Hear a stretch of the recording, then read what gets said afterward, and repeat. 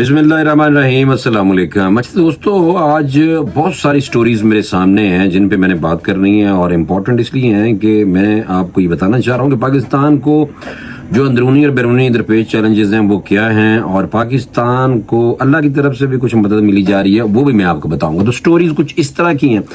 पहले सबसे स्टोरी मैं आपको जो बताने वाला हूँ वो ये है कि जो हसीना वाजिद की भांजी थी वो बरतानिया में थी, और हसीना वाजिद आपको पता है भाग के बांग्लादेश छोड़ के अब इंडिया की जोली में क़याम पजीर हैं। वहाँ पे मसूफा और शेख मुजीबुर रहमान की इकलौती बेटी जिसने बड़ी हुक्मरानी की थी बांग्लादेश पे, और बांग्लादेश में जमात इस्लामी के लोगों पे बड़ी पाबंदियां और उनको फांसियां, जो जेल में थे भाई बड़ी सख्ती, और सारी की सारी हरकतें जो बीबी कर रही थी वो जनाब इंडिया के कहने पे कर रही थी। ये मैं आपको सही बात बता रहा हूँ, इसीलिए तो इंडिया जाग रह रही है ना।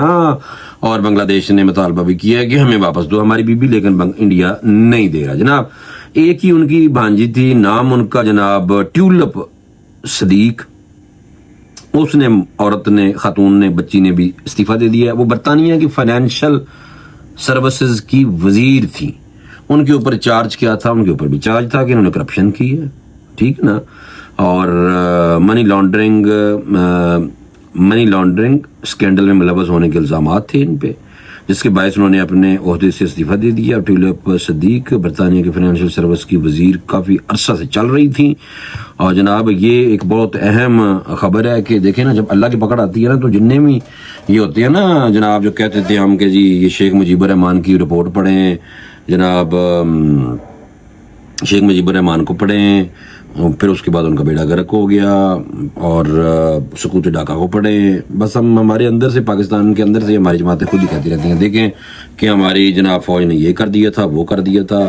तो जो लोग सींग फंसाते हैं तो वो आपको पता है फिर इसी तरह की गुफ्तगू ज़रूर करते हैं। तो इस तरह हमें महमूद रहमान कमीशन रिपोर्ट के हवाले से कहा जा रहा था, वो भी पढ़ो, वो भी कहा ही था। तो फिर उसके बाद आपने देखा क्या हुआ जनाब, चेंज आया, तब्दीली आई बांग्लादेश में, और बीबी जो थी जिसका नाम हसीना वाजिद था वो भाग के इंडिया छुप गई।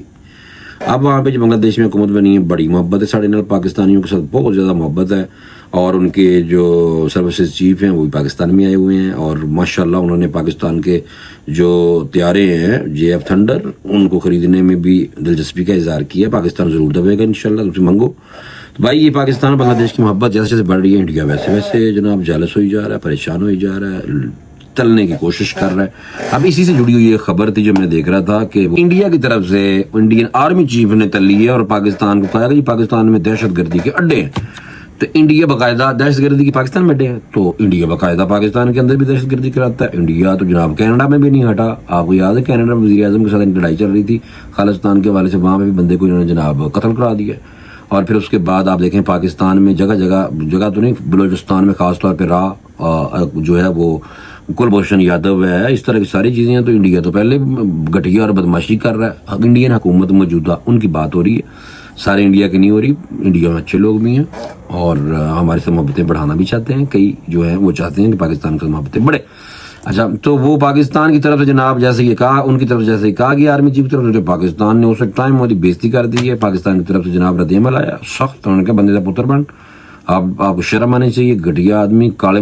अब मैं क्या कहना चाहूँ, नहीं पर्सनल हो जाएगा। बहरहाल ये पाकिस्तान की तरफ से सख्त रद्द-ए-अमल आया कि इंडिया दी आर्मी चीफ की जरूरत, तुम अम्मा तंग आ रहे हैं, पाकिस्तान के अंदर बांग्लादेश की फोर्सेस के जवान और ऑफिसर्स आए हुए हैं, तुम्हें आग लग रही है। बस यही वजह थी, वो आग निकालने की मसूफ ने कोशिश की थी, और उस कोशिश की वजह से ये बेड़ा गर्क हुआ है। दूसरी तरफ आ जाओ, पाकिस्तान में हुकूमत जो है ना, वफाकी हुकूमत, उनकी बड़ी वैसे कोशिश है कि पाकिस्तान में जो है ना किसी तरीके से महंगाई कम हो जाए, लेकिन ये तो कोई नहीं हुआ। आज जनाब पेट्रोल महंगा हो गया, पाकिस्तान डीजल और पेट्रोल दोनों महंगे हो गए हैं, और 3 रुपये 47 पैसे पेट्रोल महंगा हो गया, और डीजल भी को 2.5 रुपये महंगा हो गया। मैंने कहा ये भी आपको दूं मैं, बता भाई पाकिस्तान में पेट्रोल दोबारा महंगा कर दिया गया है। ये वेरी वेरी इंपॉर्टेंट एक पाकिस्तानियों के लिए ज़्यादातर एक वो कहते हैं दसो भाई पेट्रोल महंगा हो रहा है, पाकिस्तान से महंगाई कम हो रही है, नहीं हो रही है, ये जल्दी सब दस्या करो, बजाए कि तुम बह जाते जे कि जनाब मैं जनाब पार्टियां के हवाले नाल कहते जी बीला कर ला गए, मेहरबानी करो। लोग कहते हैं कि भाई ये पार्टियां के हवाले नाल छड्ड ही दिओ तो बेहतर। एक होर रिलीफ मिले,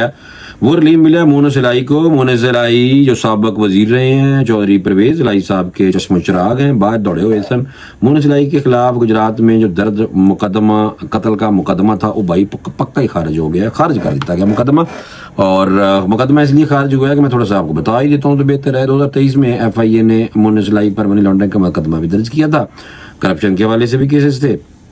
اور پھر اس کے علاوہ جناب ان کے اکاؤنٹ بھی منجمد ہو گئے تھے، ٹھیک ہے نا. اور جو قتل کا مقدمہ تھا اس حوالے سے عدالت نے وہ خارج کرتا، انہوں نے کہا جناب نہیں یہ جو ثبوت کوئی نہیں ہے. اور مونس لائی کی والدہ بیگم کیسرا الہی نے فیصلے کے خلاف اپیل دائر کی ہوئی تھی جس میں ان کو بگوڑا اور فرار مفرور اور یہ کر دیا تھا. اور FIA نے چلان میں سابق وفاقی وزیر سمیت 6 ملزموں کو اشتہاری قرار دیتا تھا. منی لانڈرنگ کا بھی کیس چل رہا تھی اور قتل کے مقدمہ تھا. بیسیکلی یہ جو میں آپ کو بتانا چاہ رہا تھا کہ قتل کا مقدمہ تھا مونس لائی پہ اور اس میں وہ اشتہاری تھے اور ان کو سزا یعنی کہ ان کو اشتہاری قرار دیا ہوا تھا. پھر اس کے بعد اب کیا ہوا ہے، اب جناب فوری طور پہ ان کو کہا گیا ہے کہ بھائی ان کی جو والدہ صاحب ہیں انہوں نے یہ مقدمہ درج کیا ہوا تھا، یعنی کہ ریویو پٹیشن دائر کی ہوئی تھی، تو اس وجہ سے وہ خارج ہی ہو گیا. بھائی عدالت نے خارج کرتا ہے، زبردست بڑا ریلیف ملا بھائی.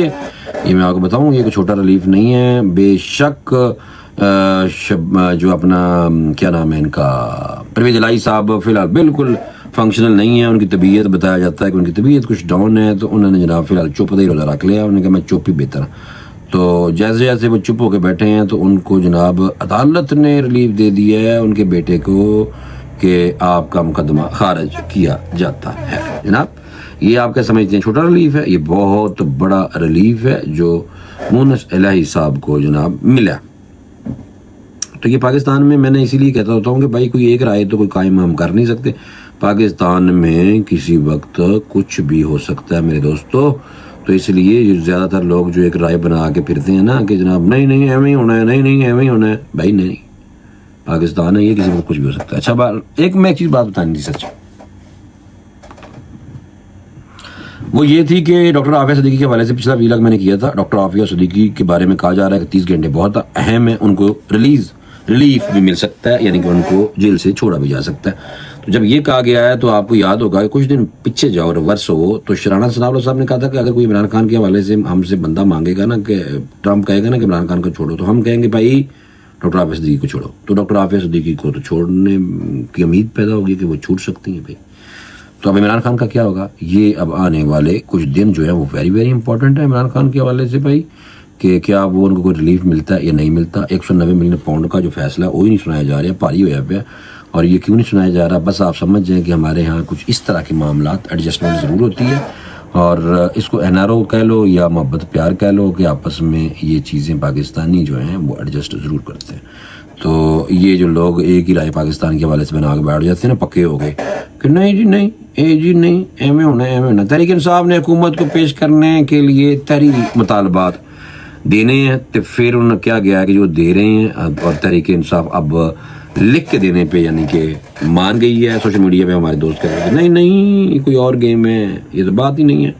تو جناب یہ بات تھی لکھ کے دینے کی. عمران خان صاحب نے اجازت دی ہے کہ بھائی لکھ کے دیو حکومت کو جو ہمارے مطالبات ہیں. اب وہ لکھ کے دے رہے ہیں، اور جو نون لیگ کی طرف سے حکومت کی طرف سے کہا جا رہا ہے کہ جب یہ PTI لکھ کے دے گی نا کہ ان کے مطالبات کیا ہیں تو باقاعدہ مذاکرات تب شروع ہوں گے. اب کہا جا رہا ہے کہ جناب مذاکرات آج کی ڈیٹ میں یعنی کہ شروع ہوں گے، اور PTI کو بھی کہہ دیا گیا اور PTI بھی یہ کہہ رہی ہے کہ ہم لکھ کے دینے کے لیے تیار ہے. تو پاکستان سے بھائی یہ آپ نہ کہا کریں کہ جناب ایک رائے قائم نہ کیا کریں. میں آپ کو صحیح بتا رہا ہوں. دوسری ایک اور خبر، 190 ملین پاؤنڈ کیس میں ثابت نہیں ہوا پیسہ جرم، یعنی کہ پیسہ جرم کا ہے.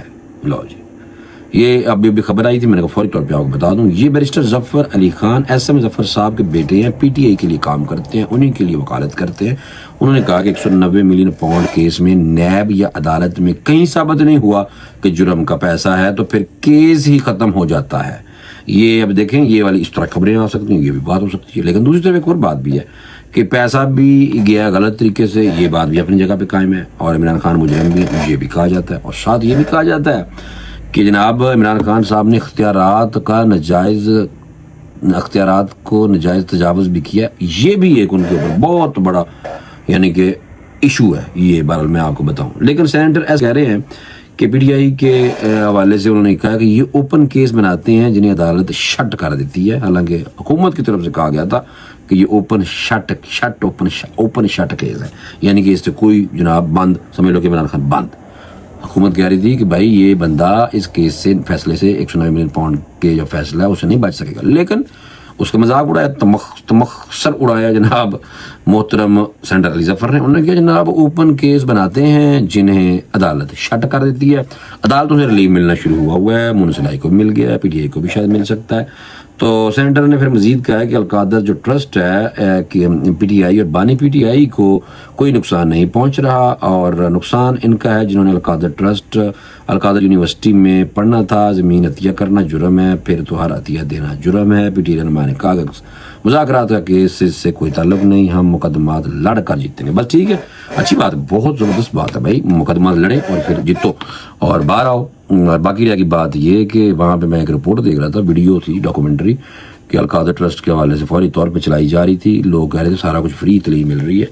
جب پتہ کیا گیا تو 3-3 لاکھ داخلے لیتے ہیں. تھوڑی سی وہی حساب رکھا ہوا ہے تو چند لوگوں کی ویڈیو بنا کے، جیسے شوکت خانم میں بھی ہے کہ جی وہ کہتے ہیں میرا اپنا ایکسپیرینس ہے جناب، وہ کہتے ہیں جب بھی فون کرو وہ کہتے ہیں زکوٰۃ والا جناب فل ہے، زکوٰۃ والا ہے کوئی نہیں ہمارے پاس، آپ فل پیسے دیں، اتنے پیسے دیں، لاکھوں روپیہ کماتے ہیں. اور اسی طرح یہ ایک سسٹم عمران خان صاحب کا جو سسٹم ہے پیسے کمانے کا وہ ایسا ہے کہ ایک طرف وہ زکوٰۃ یعنی کہ اسلامی ٹچ رکھا ہے، اور دوسری طرف جناب سخت تن کے پیسے کافران طرح، یعنی کہ جس طرح وہ ادھر جمائمہ والا جو نظام ہے وہ رکھا ہوا ہے. اب ہسپتال میں بھی ایسے نظام رکھا ہوا ہے کہ ایک طرف زکوٰۃ کے مریض تھوڑے سے اور دوسری طرف 4 گنا زیادہ پیسے. اور اسی طرح القادر ٹرسٹ یونیورسٹی جو بنی ہے اس میں ایک طرف تھوڑے سے لوگ زکاتی شو کر دیتے ہیں اور دوسری طرف جناب داخلہ 3-3 لاکھ روپیہ لے رہے ہیں. بس باقی تجھے خود سمجھو، یہ ان کا اپنا طریقہ واردات ہے. میں نے کہا میں آپ کو بتاؤں، ہر جماعت کوئی اسی طرح کے اپنے طریقے ان کے ہوتے ہیں. تو پی ٹی آئی کا طریقہ میں نے بتایا کہ عمران خان صاحب کا طریقہ کچھ اہمیت ہے پیسے کمانے کا. ٹھیک ہے بھائی، مجھے اجازت دیں، انشاءاللہ اگلے ولاگ میں دوبارہ چنگی سٹوریاں تھوڑے سامنے حاضر ہوں گا. اللہ حافظ.